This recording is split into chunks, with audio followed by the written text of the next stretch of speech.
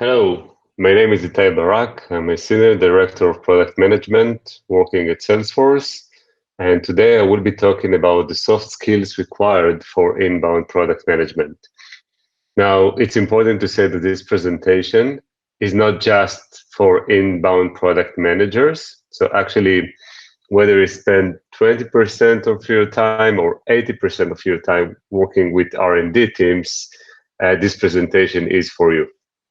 So I'd like to start by describing the relationship between product managers and their product. And many people would say that you can consider the product manager as the parent while the product is the child. We imagine this child, we launch it to the market, we allow it to grow, we want to see higher adoption, so we want to see our product successful.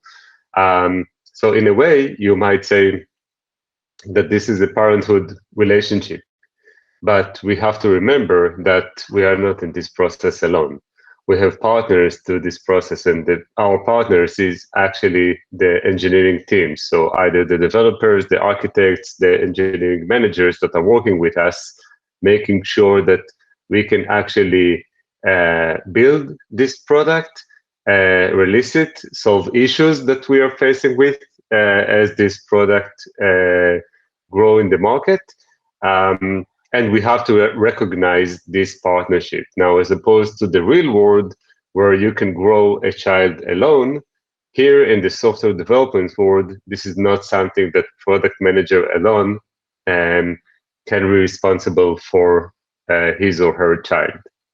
So today I will not talk about customer voice requirement, prioritization, storytelling, or anything you usually hear when we talk about product management. Instead, I will talk about why it is important to build healthy relationship with engineering and how we do it in order to make sure our product is successful.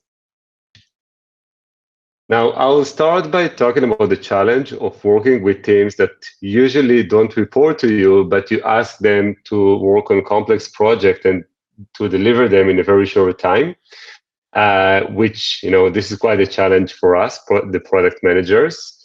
Then I will talk about the secret sauce for success. I'll give some examples or how we product managers like to call them use cases.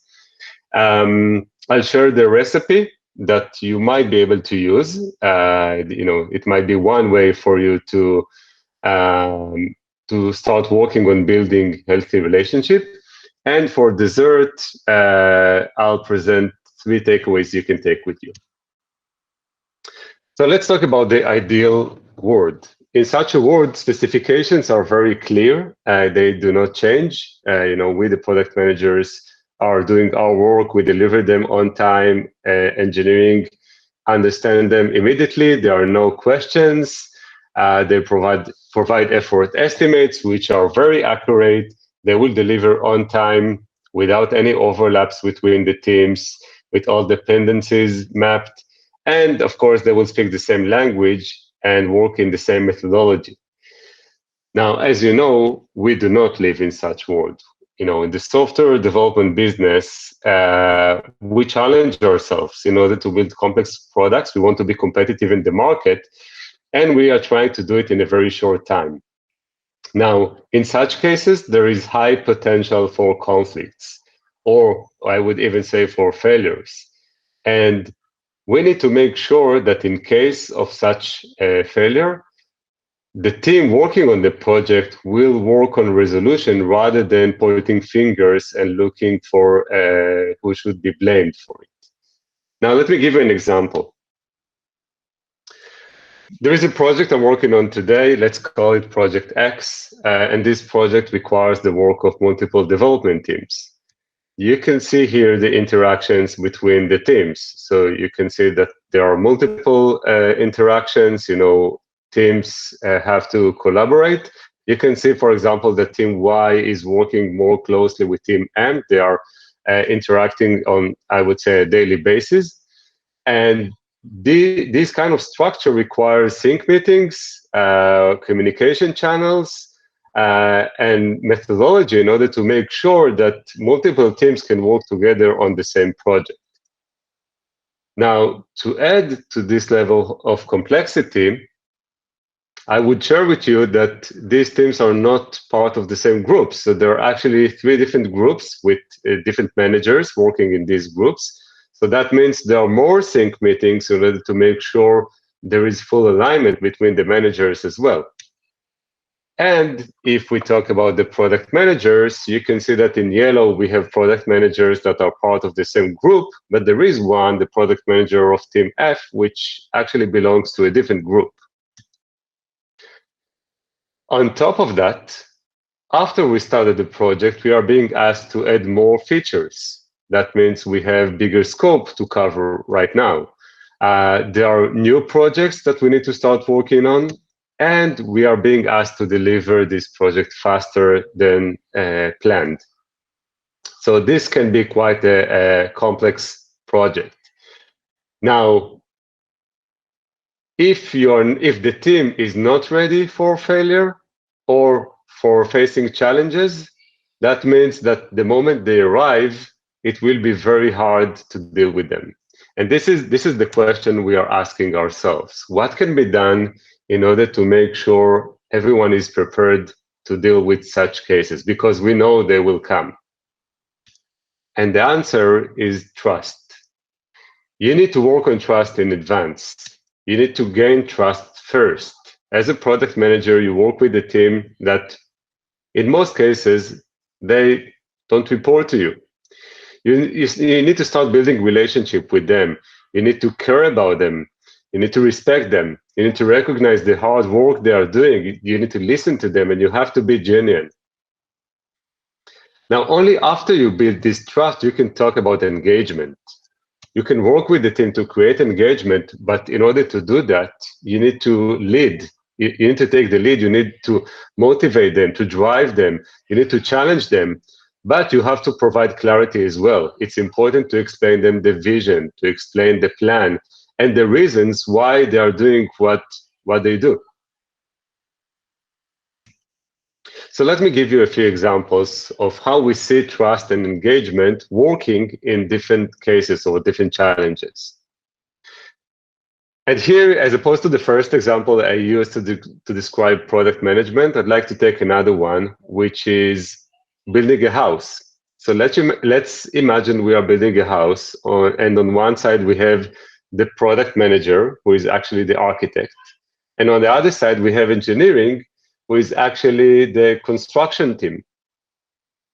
So I think the roles and responsibilities are quite clear. The architect is in charge on the what.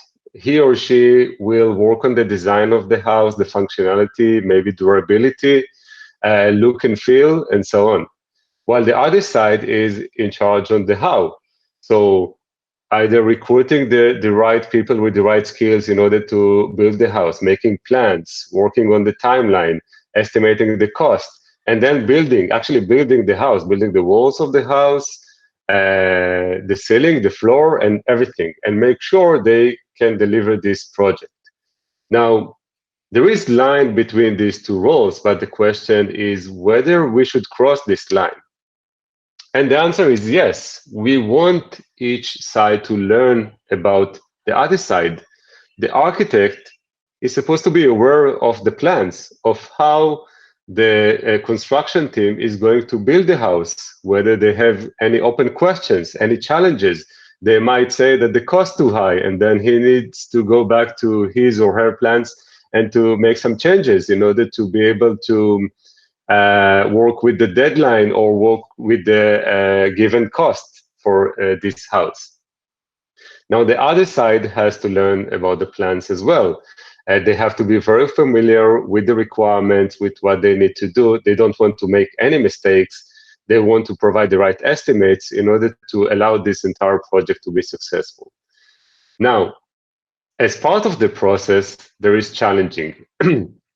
Each side, and this is a healthy process, each side will ask questions and try to challenge the other side, which is good. We want the architect to challenge the timeline, to ask questions why they chose to do what they do. and why they are building it this way and not the other way. And we want the construction team to ask questions and to challenge some of the things that the architect did. But if there is no trust between the teams, there is high potential that these challenges will eventually come to disagreements. And in such a case, we will look at each side in order to make a decision. Now, it might create conflicts, it might delay the work, and eventually it might cause to an unsuccessful project. While if there is trust between the two, they will be more acceptable to one each other. They will accept the questions being asked from each side. They will take this challenge and actually use it in order to improve what they do. Let me give another example. One of the basic processes that we do in product management is effort estimates. We do it as part of the release planning. Now, when we do this process, on one side we have the PM, and the PM wants to minimize the effort in order to include more features in the scope of the release, more features planned. On the other side, we have the engineering manager, who would prefer to be more conservative in planning because she wants to ensure 100% delivery. So there is high potential for conflict. And of course, if the engineering manager would like to make sure that she's meeting her commitment, she will take some safety factors because she knows that the PM is going to challenge her estimates. But if there is trust between the two, the PM will accept what the engineering manager is saying. Now, I'm not saying that the PM should take everything for granted and any effort estimates delivered to the PM shouldn't trigger any questions. But if there is trust between the two, they can be more exposed, meaning that each side will be more genuine with their estimates, with their requests. The PM will not try to challenge all the time or question what the engineering manager is doing. And the other side as well will take less safety factors. They might even try to challenge themselves in order to do more than they can actually do because they know that the PM will not take it as a commitment. Eventually, they want the same thing. They want to get things done. And the best way to do it is with trust. Let me give another example. We know that developers, they want to write code. This is their passion. This is why they chose to be developers. But on the other hand, we know that we are expecting them to do other things. We want them to take part in planning. They need, in some cases, to write documentation. They need to participate in meetings. And if we are very good product managers, we will try to expose them to the market, give them opportunities to meet customers, be more familiar with the reasons of the features we are planning and the products we build. But we have to listen to their passion. If we try to take a developer and have her or him investing most of the time in doing other things than writing code, it might impact their performance.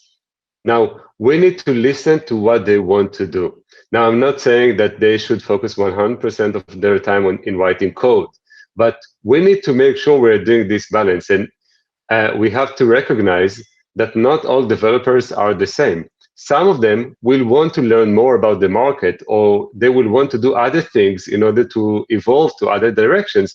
But there are some developers who just want to write code, and we need to respect that.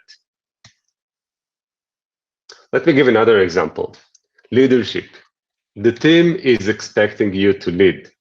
They want you to show the direction. They want you to challenge them. They want you to help them solve cases and to make hard decisions and even take risks. But you cannot do it without listening to them. This is a very smart group of people. And if you listen to the team, you actually get two things. First of all, they will respect you more because they see you are very open-minded. They see that their opinion matters. And the other thing that you will gain is their advice. As I said, there are a very smart group of people. If you listen to them, you might find out that you can learn from them as well. Now, there is another level of listening, which is our culture or our set of values and habits.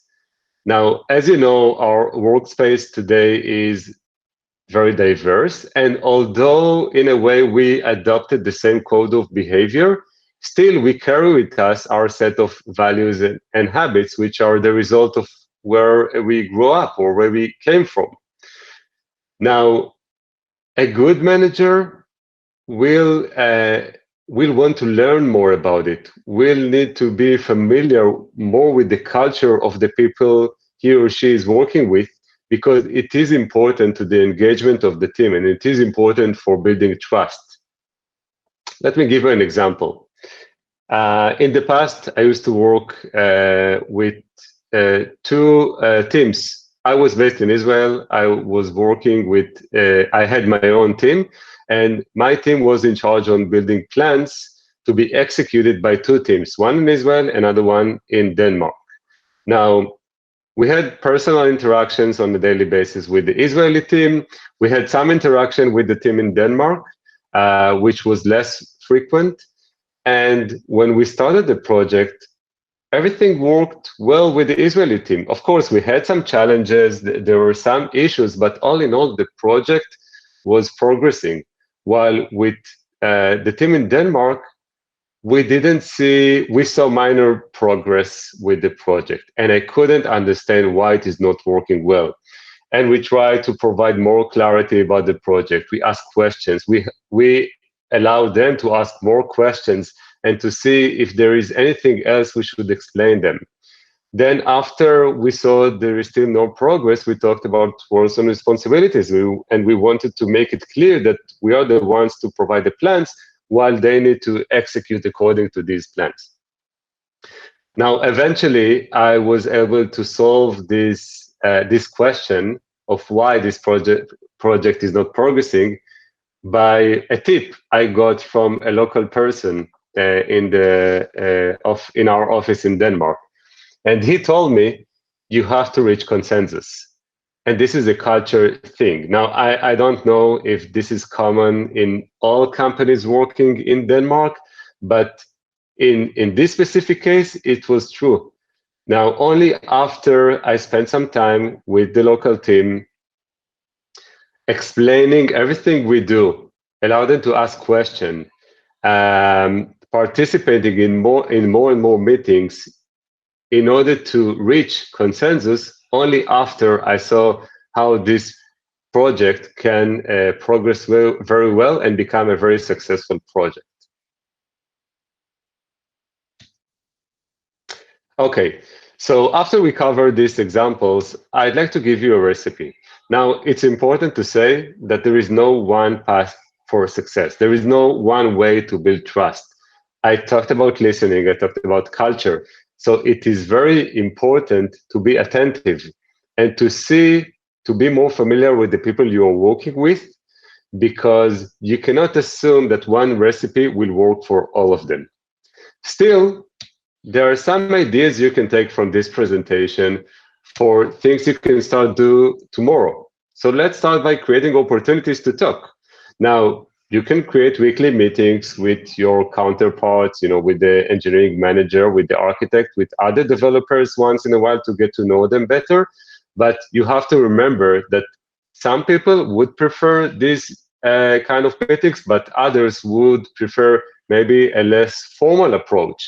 And in some places, that depends on the culture as well. But make sure you create these opportunities to talk.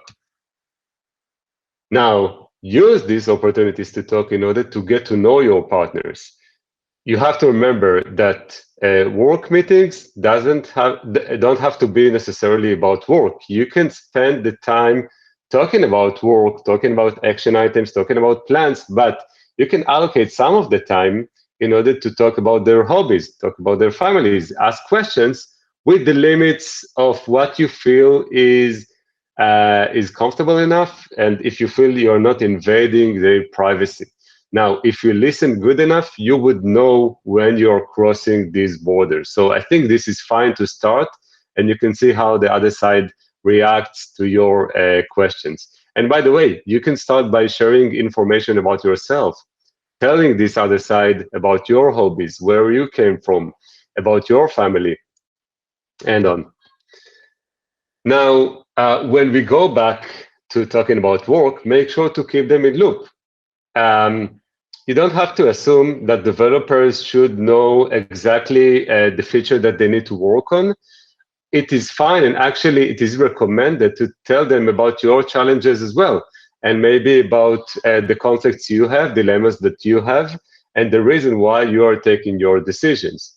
The more they are familiar with your world, it will be easier for them to accept the actions you are taking and to understand them. Be authentic and transparent. I don't have anything smart to add here, just other than just be yourself, and they will value it. And I think that if you act this way, you will see that they're acting this way as well.